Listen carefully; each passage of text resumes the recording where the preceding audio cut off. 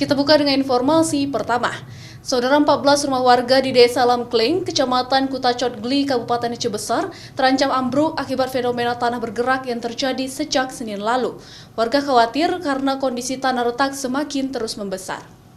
Akibat fenomena tanah bergerak, 14 rumah warga di pedalaman Kabupaten Aceh Besar ini terancam ambruk. Hal ini dikarenakan pemukiman warga berada di dataran tinggi dengan kondisi karakter tanah batu dan karang. Warga berharap ada penanganan segera fenomena tanah bergerak yang terjadi di pemukiman mereka agar kondisinya tak semakin parah, seperti membuat tanggul penah.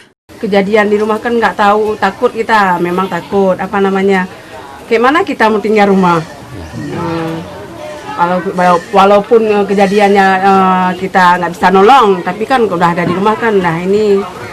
Kak, berapa jiwa kakak tinggal di rumah ini? 4 orang. Sudah kita instruksi pada warga semua agar tidak melintasi kawasan yang sudah digaris kuning sama polisi. Itu karena membuat masyarakat khawatir. Makanya kita suruh pakai garis warna kuning itu agar masyarakat tidak melintasi tempat yang longsor ini. Kata orang yang sudah periksa ini tanah bergerak katanya. Jadi dari dulu memang ini sungai di bawah ini. Di kaki gunung ini sungai semua nih. Itu kan ada galian sih dulu. Mungkin ada pengaruh dari situ.